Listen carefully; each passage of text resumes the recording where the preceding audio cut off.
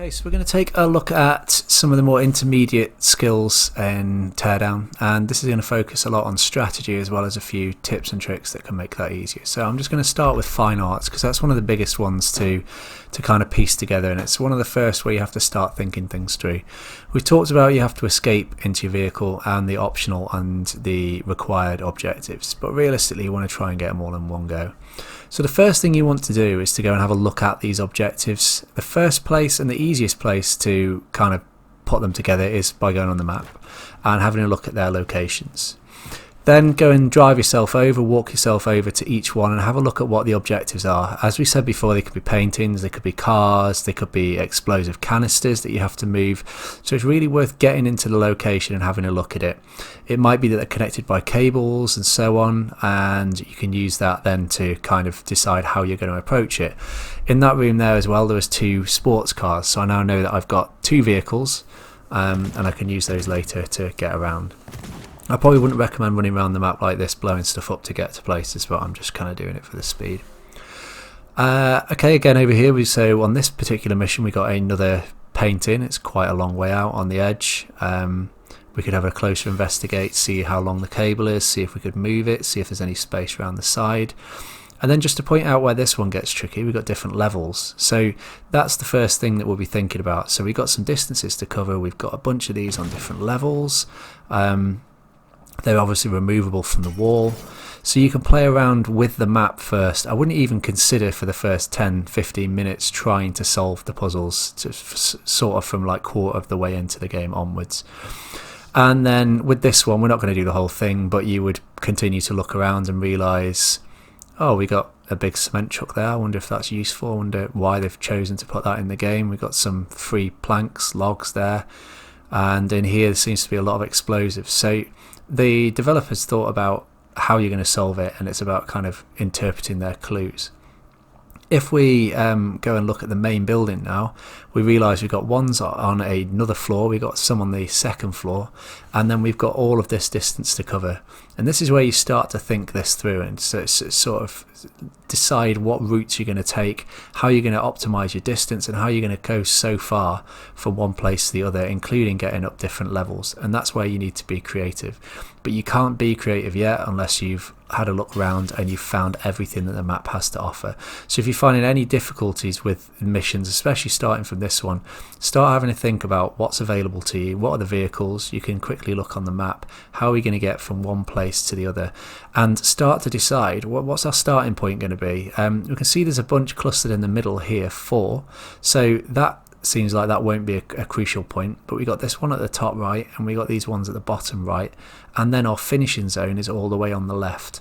So we're going to have to get a little bit more constructive with how we approach like the starting points and kind of think outside the box.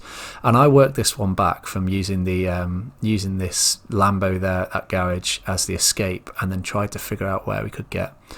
Find some easy wins by just, for example, here connecting the ones in the middle to start with. You could always see how you could connect a route with that. Some that are clustered together, see how you could get from A to B, and then start to work out around it. Don't be afraid to restart and have another go completely from fresh. I know it might take some time, but you won't really be able to see these routes if you're anything like me until you started putting some in place. So that's one thing that you definitely need to consider. And of course, quick save it so that you don't have to redo everything. Quick save it with the intention of just having to play around with the mechanics. You can even do what I'm doing here, which is to just pick that up. Obviously no chance of completing it, but by picking it up and running over to this one, we start to think, right, how am I getting into there?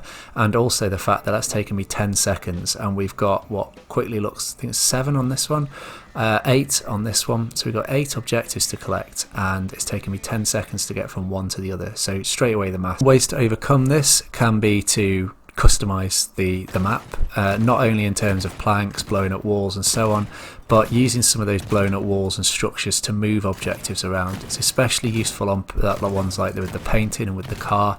You can sometimes transport and move these targets slightly outside, so if this was a potential run, I could maybe put planks up to there to collect it, see if that works, try a different strategy. I'm deliberately not giving you the right strategies here though. Well, there's loads of options you can do, but then you could think about putting planks into locations. So we looked before like we'd have to get into that window. There is a better way of doing it, but just for the sake of using the planks here, I'll show you some more advanced techniques with the plank. So we looked at like basic structures, and I do have a separate video on how to put planks into places and what you can do with it. But this one, kind of in context, might show you some of the things that you can do. So if you can get up to the top of your location, which you nearly always can, I can't think of any circumstance where you'd not be able to get somewhere without the planks, not be able to get up there without the planks in the first place. You can connect a plank and drop down. You can also build a structure or stand on a vehicle to connect it from underneath. Allow it to hang free, connect another one to it and don't connect it. This plank now, pretty useless, but you can pick it up and drag it.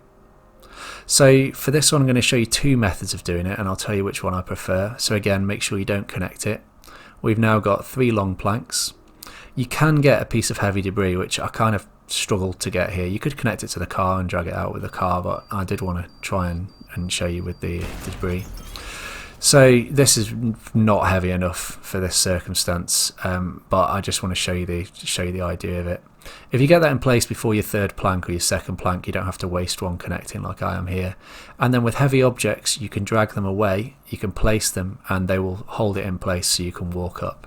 Now, as I said, that debris is not particularly heavy, but you get the point with it. The other way of doing it, which can use an additional plank depending on how you organise it, but the way I prefer is to connect a plank and then hold down the right trigger to move your existing plank, and then move that across the screen and connect it to the floor, and that will put a solid connection between it, so you'll be able to walk up those easier.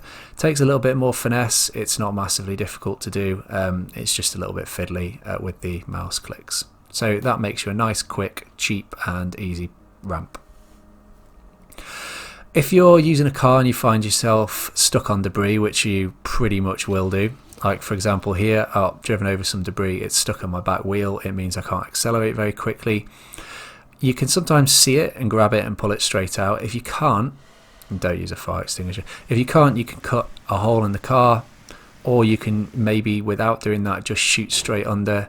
You can sometimes use the sledge to knock them out of the way and grab them, or use a shotgun like this to blast them out of the way, or a pistol. And that means you can then drive. Some debris is worse than others for being stopped. I'm going to show you some of the annoying effects of grass here. Grass makes the car drive wonky, and it makes the acceleration horrible and turning horrible. Now, this is one thing that you're going to hate, but promise you it's so worth it. You can use the sledge or bombs if you've got any spare. I usually recommend doing this very last, well, as late as you possibly can.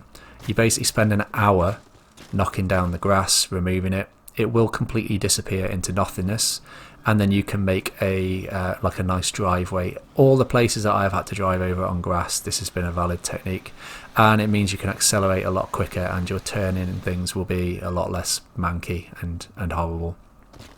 Obviously you have to go over and smash all the debris up into tiny little pieces. Grass isn't the worst debris. Larger rocks that I'll show you in the building here can really affect vehicles and cars. You do need to move everything out of the way. I wish they had like a vacuum cleaner or a brush. I mean, I don't understand why they haven't done it, but like hopefully they will. Just stick a brush in this game, man. Like, let us just walk towards the debris and shove it out of the way, because this is kind of tedious. It's not a fun aspect of the game.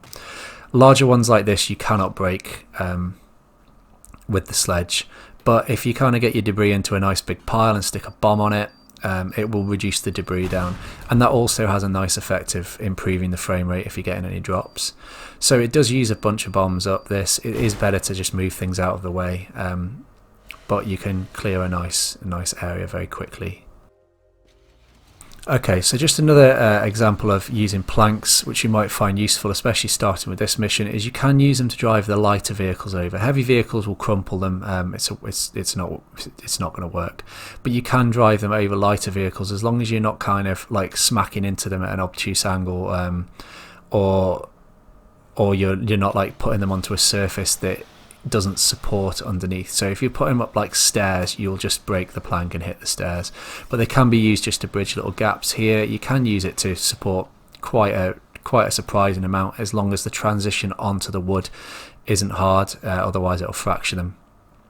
Just quickly point out here, if you're trying to make routes in cars, and we'll do a lot on optimization in these sort of expert level videos, but if you're trying to get a car to go somewhere, you do want to make the surface and the transition as smooth as possible. Metal is especially irritating in vehicles when you're trying to cross gaps, and it will just stop it pretty much dead if you get unlucky. And here you can like smack the wood down to make it a nice even level, but try not to blow up the ground underneath. Okay, if you have objectives that sometimes can be moved, you might want to think about where you place them. You can place them near to the escape point, you can place them near the start, or whatever it seems to suit. So if they are on transporters like this, you can move them around. Not necessarily really with this car, but this might help you in this one if you're struggling with it. You can connect the cars or explosive canisters to the ground. It becomes really useful for moving explosives because it prevents them from clipping and exploding. It isn't foolproof, but it will really help. And for example, with this car here, I'll just show you how well it's stuck on. You can kind of reverse back, but it acts like an elastic, so it will hold it into place nice and neatly, and then when you do need it, you can remove it if you do. So you can use that with lots of things: safes, canisters, you name it, you can stick them down. The last bit I wanted to point out was some larger scale destruction and why you may or may not want to avoid it.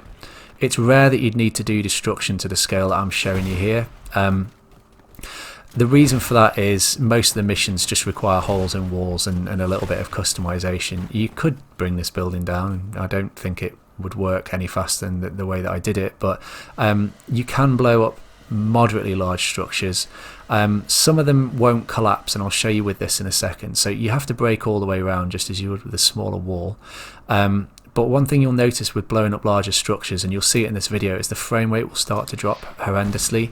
You can clean it up if you have had to do this by using bombs on the debris to reduce it down, but things flying out of the map, things that kind of making big piles on the floor, fires and things, will slow the game engine down, and it's not really going to be 100% based on your computer. You'll find that it comes down to the way that the game's programmed, so hopefully there'll be some updates and tweaks with this, but at the moment, yeah, a lot of big destruction, you do want to try and avoid it, and it's not necessary. They've kind of designed the game around it. Some structures, in fact, if you look at this, won't actually blow up until you've compromised it to a certain level. You can get rid of everything in the game apart from like this metal on the right hand side. Those foundations you really can't remove, but anything that can be destroyed you can pretty much eradicate just by bombing it. It's just some things don't do what this has done here and fall down on their own because again, I mean, look at the frame rate here. The game really struggles with it. So hopefully they can sort that out a little bit later on. But that's the end of our intermediate video. There'll be some expert tips, and if you do have any of your own tips you'd like to add before I make that one, please let me know, and I will try and add those in as we go, because this is a really creative game, which is probably why it's so fun.